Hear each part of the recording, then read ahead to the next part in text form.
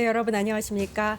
월요일부터 일요일까지 하루도 쉬지 않고 여러분을 찾아뵙는 끝장 뉴스입니다. 매일 오후 4시 50분마다 끝장 뉴스와 함께 해주시기 바랍니다. 오늘도 1시간 반 동안 진행이 되는데요. 여론조사의 의미를 되짚어보는 위클리 민심, 정치인 생톡, 정치하는 언니들까지 3가지 코너로 진행이 되니까요. 1시간 반 동안 저희와 함께 해주시기 바랍니다. 먼저 첫 번째, 여론조사에 나타난 숫자의 민심을 살펴보는 시간입니다. 이강윤 전 한국사회여론연구소 소장님 나와 계십니다. 안녕하세요. 안녕하세요. 네, 저희 끝장 뉴스도 그렇고 뉴스토마토 처음이시죠? 인사 한번 부탁드립니다. 네, 발등이 가려운데 구두 위를 긁지는 않겠습니다. 잘 부탁드립니다. 네, 반갑습니다. 알겠습니다. 자, 그러면은 본격적인 토크에 앞서서 대법원 집회 현장에 저희 뉴스토마토 신태현 기자가 나가 있습니다.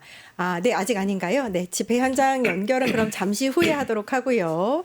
자, 그러면은 위클리 민심 본격적으로 시작을 해보겠습니다.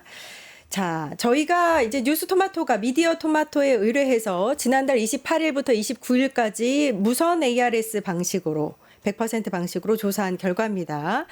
어떤 후보, 범보수 진영에서 어느 후보가 나와도 대선 4자 가상 대결에서 이재명 대선 후보가 압승을 거두는 걸로 나타났습니다. 이 조사 결과에 대해서 어떻게 보십니까? 네, 지금 자막으로 아마 이번 여론조사 결과가 나갈 텐데요. 예. 민주당에서는 이재명 후보로 이미 후보가 확정이 됐고 예. 지금 이 조사 지난달 28일, 29일 조사할 때는 국민의힘 후보가 아직 정해지지 않을 때죠. 네, 맞습니다. 그러니까 여러 사람과 이렇게 다자 결합 시뮬레이션을 해본 거고 조금 전에 국민의힘 후보로는 김문수 후보가 최종 결정이 됐습니다만 예. 한덕수 후보와의 이제 단일화 이런 얘기가 나오고 있으니까 조금 더 지켜보기로 하고 지난달 28일, 29일 뉴스토마토, 미디어 토마토 조사한 거에 따르면 이재명 후보가 국민의힘의 어떤 후보 그리고 한덕수 후보와 가상 대결을 해봐도 50%를 살짝 넘거나 50%에 육박하는 그래서 굉장히 큰 차이로 지지율이 크게 나왔죠. 뭐 네. 압도적인 차이라고 할 수 있는 것이고요. 예. 다자 대결입니다. 그러니까 이재명, 그다음에 국민의힘 후보 그리고 이준석 후보 이렇게 네. 3명을 돌린 거예요. 그런데 혼자 50%를 넘었다는 것은 예. 몇 명이 나오든지 간에 1대1 양자 구도도 아니고 3대 3명이 나온 다자 구도에서도 이재명 후보가 50%를 넘거나 49%를 여유 있게 넘기는 것은 네. 압도적인 지지라는 것을 예. 알 수 있는 거죠. 예, 지금 이것은 저희가 화면에는 보수 진영에서 김문수, 이낙연, 네. 이준석을 다 했을 때도 이낙연 후보까지를 넣어도 네. 이재명 후보가 50%를 넘긴 네, 거죠. 그러니까 알겠습니다. 나머지 3명의 합이 50%가 안 됐다는 얘기 아닙니까? 예. 그러니까 굉장히 압도적인 차이고요. 이것은 아무래도 이번 대선이 계엄 내란 때문에 치러지는 조기 대선 아니겠습니까? 네. 그러니까 계엄 내란에 대한 충격과 그것에 대한 비판 그리고 국민들의 저항 분위기에서 치르는 선거이기 때문에 이런 차이는 어떻게 보면 너무 당연한 네. 것이다. 이렇게도 볼 수 있겠죠. 저희가 의무사항이라서요. 이번 여론조사에 대해서 좀 안내를 해드리면 이번 조사는 뉴스토마토 의뢰로 지난달 28일부터 29일까지 이틀 동안 진행이 됐고요. 만 18세 이상 전국 성인 남녀 1,013명을 대상으로 실시했습니다. 표본 오차는 95% 신뢰 수준의 플러스 마이너스 3.1%포인트입니다. ARS 무선 전화 방식으로 진행됐고 응답률은 4.3%로 집계됐으며 본 조사의 가중 배율 은 0.91에서 1.10입니다. 이번 조사는 정치 성향 문항을 적극적 보수, 다소 보수, 중도, 다소 진보, 적극적 진보로 나눠서 보수층과 진보층을 보다 세분화했음을 알려드립니다. 자, 다만 사실 제가 궁금했던 건 이제 5월 1일 대법원 판결이 포함됐을 때는 어떻게 여론 추이가 변화가 됐을 것이냐인데 네. 예상이기는 합니다만 어떻게 변화가 될 걸로 보고 계세요? 예, 5월 1일 날 여러 가지 네. 정치적 사건이 있었죠. 저는 크게 변화할 것 같지는 않아 보입니다. 물론 계엄 이후로 우리가 정말 깜짝깜짝 놀랄 어처구니 없는 일들을 많이 겪어왔기 때문에 앞으로 또 어떻게 되는 거 아니야? 법원에서 이런 염려들을 많이 하고 계시리라는 것 당연하고요. 그리고 5월 1일 날 오후에 그런 일들이 막 터지고 나서 아직 본격적인 여론조사가 진행 중일 겁니다. 공표된 건 없기 때문에 궁금들 하실 텐데 기본적으로 이번 대선의 성격이 크게 변한 것은 없다. 네. 그다음에 양측의 공고한 지지층의 결집은 이미 이루어진 상태고 이른바 중도라고 하는 분들도 계엄과 내란에 대한 규탄 그리고 비판 분위기는 훨씬 높았다. 네. 국민 전체를 상대로 했을 때 일테면 계엄 내란과 윤석열 전 대통령에 대한 구속을 주장하는 퍼센테이지보다 중도층만 따로 놓고 봤을 때는 오히려 그 숫자가 늘 높았습니다. 네네. 그리고 정권 교체 여론 역시 중도층에서 더 높았어요. 네. 이건 특정 조사만 검증할 게 아니고 지난 넉 달치 여론조사 심의위원회 홈페이지에 가보면 다 확인할 수 있는데 네. 거기에서 일관되게 중도층에 계신 분들 나는 정치적으로 중도다라고 답한 분들에게서 정권교체 여론이나 계엄에 대한 규탄이 항상 높아왔고 그게 기본적으로 변화리라고 보진 않습니다. 네. 다만 대법원에 의한 파기환송심 때문에 중도 쪽에 계신 분 또는 어느 한쪽을 지지하는데 지지 강도가 조금 약하다 싶은 분들은 약간의 고민이거나 소수의 이탈 정도는 있겠지만 그에 못지않게 결집 또한 이루어질 것이기 때문에 네. 저는 크게 변하지는 않을 것이다. 다만 심정적으로는 예. 약간 그런 건 있을 수도 있겠죠. 네, 이번 대선의 성격 자체가 내란에 대한 심판, 네. 불법 계엄에 대한 심판의 성격이 강하기 때문에 네. 그렇게 영향을 미치지는 않을 것이다 이렇게 말씀을 해주셨고요. 강하다기보다는 거의 절대적이라고 저는 평가를 합니다. 예. 그 상대 후보가 김문수 후보가 이제 네. 확정이 됐으니까 그러면은 그쪽은 친윤이잖아요. 친윤 세력이면 내란의 세력을 그대로 받았다고 볼 수 있고 그럼 중도층에서 표를 주기에는 좀 어려울 수 있다 이렇게도 볼 수 있지 않나요? 네. 국민의힘이 일단 계엄 이후로 예. 탄핵 그리고 탄핵 이후까지도 공식적인 사과라고 국민이 인정할 만한 사과나 예. 계엄 및 내란과 확실한 선을 긋고 절연하고 네. 윤석열 전 대통령을 출당시키거나 제명시키거나 쫓아내거나 이런 가시적 조치가 아직도 없지 않습니까? 예. 그중에서도 특히 김문수 후보는 공공연하고 노골적으로 내란을 옹호한 적도 있고 네. 장관으로 재직 중에도 역사 문제에 관해서 얼마나 상식적으로 납득하기 힘든 강성 발언을 해왔습니까? 그리고 네. 이른바 아스팔트 보수라고 하는 사람들과 가장 가까이 있던 후보들 중에 하나이고 하기 때문에 네. 국민들의 반감, 민주개혁을 희구하는 분들에게서는 반감이 클 수밖에 없죠. 예, 글쎄요, 알겠습니다. 앞으로 김문수 후보가 선거 기간 중에 최종 후보가 될지 네. 또 된다고 해도 계엄이나 이런 것들에 대해서 어떤 입장 변화를 할지는 모르겠지만 투표일이 다가올수록 하는 립서비스가 아닐까 예. 진정성이 진정성이 의심받기 쉽지 않겠습니까? 그런 예. 점에서 저도 오늘 김문수 후보가 최종 확정되는 걸 보고 솔직히 좀 당황스럽기도 했어요. 가장 윤석열 계엄 측에 가장 가까이 있는 사람을 후보로 그렇죠. 뽑을 만큼 아직도 보수권 지지자들의 정서나 정치적 결이 저렇단 말인가 그런 점은 일단 팩트로 인정은 하되 좀 답답한 점도 있죠. 예, 여전히 정당 지지도를 보면 민주당이 43.6%로 높은 지지율을 보이고 있는데 또 한 가지 좀 봐야 되는 게 국민의힘이 38.8%로 약간 반등에 성공한 모습을 보이고 있습니다. 이게 이제 당내 경선이 이제 진행되는 과정에서 28일에서 29일 조사됐기 때문에 약간의 컨벤션 효과가 있다고 보면 되겠죠. 그렇게 봐야겠죠.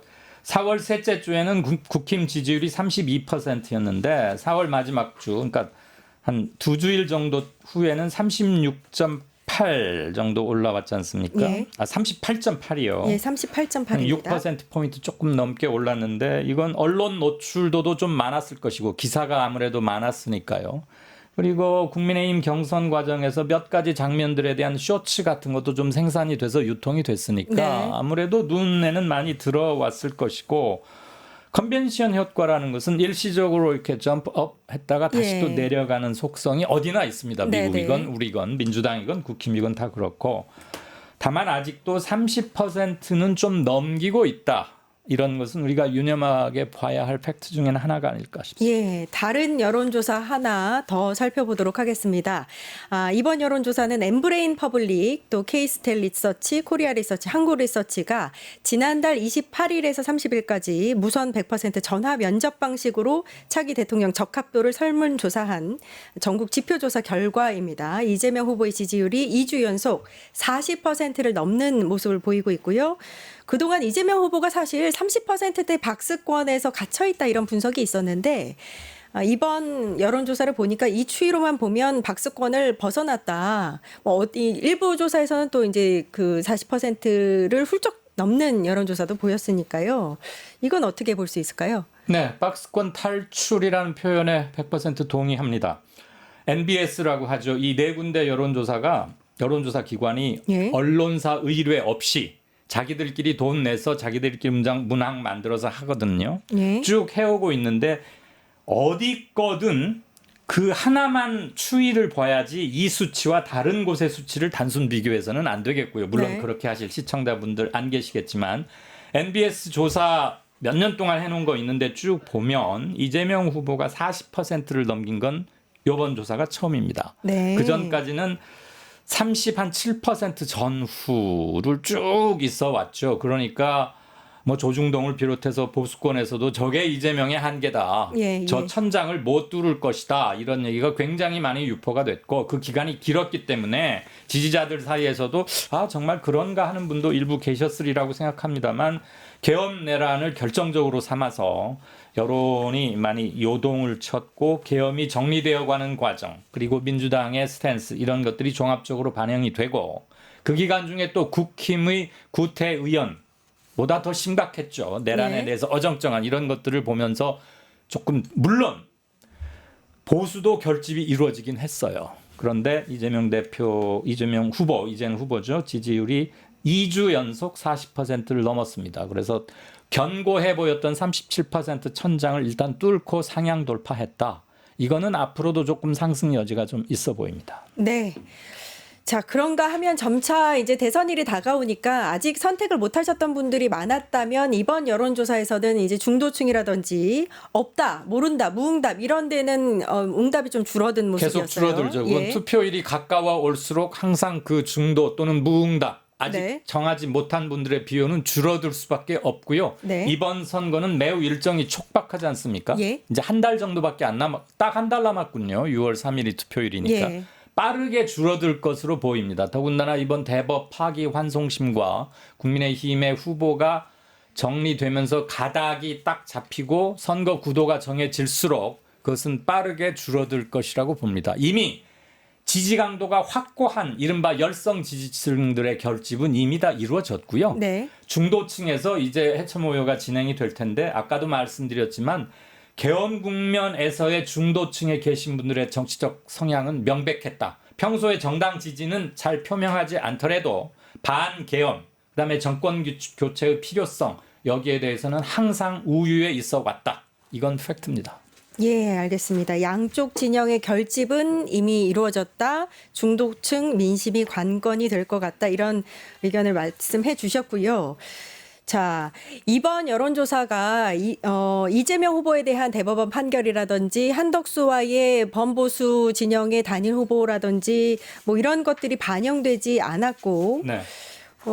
이제 앞으로 어떻게 되느냐가 사실 많은 분들이 궁금해하시는 부분이기 그렇죠. 때문에 네. 좀 예측을 해주신다면 어떻게 생각하세요? 참고로 5월 1일 정치적으로 굉장히 큰 일이 많았던 바로 그 직전에 실시됐던 미디어 토마토 아까 화면 나왔지만 거기서 보면 이재명 50.5, 한덕수 33.9, 이낙연 4.3, 이준석 4.1 이렇게 집계가 됐었어요. 네. 물론 이것은 5월 1일 직전에 조사된 것이고 그 이후로는 아직 공표된 건 없습니다만 그리고 NBS 거 한번 보면 차기 대통령 적합도에서 이재명 42% 그리고 한덕수 13, 한동훈 9, 김문수 6, 이준석 2, 그 외 사람 10% 이렇게 나왔는데 한동훈 뭐 이미 이제 탈락됐으니까 후보가 아니고 그래서 이거 역시도 직접적으로 준거할 자료로 삼기는 뭐합니다만 네. 이번 주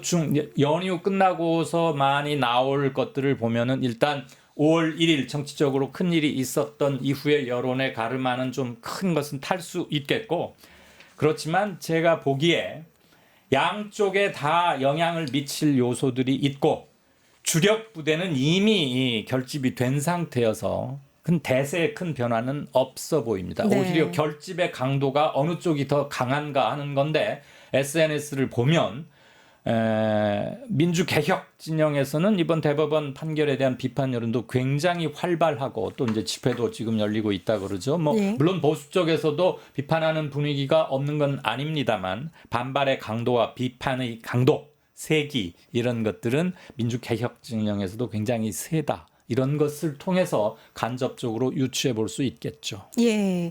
범보수 측은 일단 단일화를 빅텐트를 쳐서 단일화를 하려고 하는 움직임이 좀 있는 것 같고요. 저희 이제 진보라고 해야 될까요? 이쪽에서는 조국 혁신당은 일단 대선 후보를 내지 않는 것을 입장을 결정을 한 것 같고 조국 대표도 전 대표도 민주당 후보를 혁신당 후보라 생각해달라 이렇게 옥중서신을 보내기도 했어요. 이 선택에 대해서는 어떻게 보세요?